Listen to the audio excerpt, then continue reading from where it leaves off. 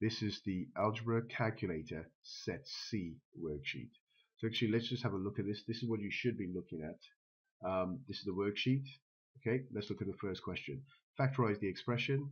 You should be used to this by now. Two pairs of brackets, x's at the front. I need pairs of numbers that times together to give me 28. And let's have a look at this. 1 and 28, 2 and 14, 4 and 7. Actually, 2 and 14 are going to work because I can add those up in some way to get minus 16. In fact, they both need to be negative there. If I look at those and combine those, that's going to give me minus 16, which is the number in the center. You should be familiar with this, should be able to do it, and please be able to work this out in an exam. Solve the equations. Remember, when you're solving, you factorize first, which is what we did in part A. And then it's just the same values but with the opposite sign. So I'm going to have x is equal to plus 14 and x is equal to plus 2. In question 3, go to the front of the paper with the formula booklet and write this down. Ax squared plus bx plus c equals 0. Write down the quadratic formula. And now let's work out what a is. Well, in front of x there's an imaginary 1, so a is 1. B is positive 3. And c is negative 5. Okay, pretty straightforward that is. Now stick them into the equation, write it all out completely, and do put the plus or minus sign. When you enter this on your calculator, first just put the plus sign. When you type it in, put the plus sign and press the equals button, you should get that. You'll need to then press the SD button and write down what you got to 3 significant figures. After that, you go back, use the replay button, change the plus sign to a minus sign, and then you should get that on your screen. Okay, and you press the SD button and you write down your answer to 3 significant figures. So when you were seeing this, minus 3 plus root 29 over 2, and you press the SD button, you would have gotten 1.19. And for the other one with the minus, you would have gotten minus 4.19. Make sure you do try this. Make sure you try it again. Look at what I've done here and see if you can work it out, and come and see me if you still have difficulty with it.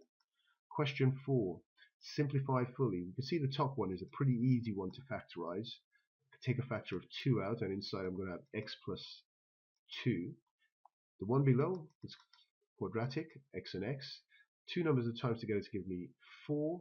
I'm going to use 2 and 2 because I could add 2 and 2 to give me 4 as well. So 2 and 2 is going to be plus 2 and plus 2. And I could see that I could cancel out the x plus 2 and the x plus 2, and that would leave me 2 over x plus 2. Okay, pretty straightforward that one is. Question 5. Circle the y's. Okay, I'm going to times the first one by 2, and that's going to give me 8x minus 6y is equal to 22. I'm going to times the second one by 3, which is going to be 30x plus 6y is equal to minus 3. Circle the signs now, and remember, write down stop. If the signs are the same, you take away. If they're opposite, you plus, and in this case they're opposite, so I'm going to plus. Add the x's, so that's 38x is equal to 19. Divide. Now this is one that we've talked about a lot in class. You can see that 19 is the smaller number, 38 is the bigger number. It's going to be a decimal, and actually 19 is half of 38, so the answer is going to be a half, or 0.5. That's my x value. Okay, make sure you look at that, think about it, and figure it out. Okay, substituting for equation 1, x is equal to 0.5, so I'm going to put that into the first one.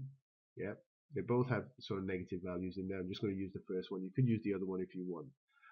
4 times 0.5, a half of 4 is 2, minus 3y is equal to 11. Now remember, that 2 there is positive, right? So I need to take away 2 from the 11. Minus 3 is equal to 11 take away 2, which is 9. Divide the 9 by minus 3. Now remember, 9 divided by 3 is just 3. 9 divided by minus 3 is minus 3. Okay, the answer is going to be negative, and that's my answer there. Okay, let's look at question 6. It's a trial improvement. Draw your table, set it up, x, then the left hand side, x cubed minus 6x, then the right hand side, which is 72. The start number is 4.5. Now you're going to use your calculator. The first number gives me something that's too small, so I'm going to go bigger than that, 4.6. Carry on, that's still too small. I'm going to try 4.7.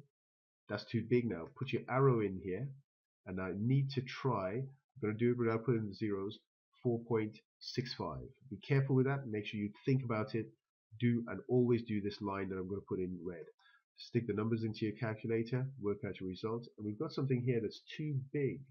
Because this is too big, I'm going to go back to my arrow, and because it's too big, I'm going to go with the smaller one, which is 4.6, and that's my answer. Okay, you all are quite good at this. Make sure you do practice it, and you're pretty decent at it. Number 7. Okay, what I'm going to do here is look at this, and I can see all the numbers outside the brackets. Now this is like the one in sheet A. On sheet A we had +2 outside the brackets, and we moved it 2 up. Because this is -2, it is going to go the logical way. I'm going to move it 2 down. So draw the little points on the grid and then move. Okay, I'm going to move each of these down, and at this stage I am going to draw my graph again, and you can see that's moved 2 units down. I can use tracing paper to do that if necessary, right? But that's it. It's pretty decent and it's okay. The next one is my circle, right? A circle is radius 12 centimeters and the center is 3 minus 5.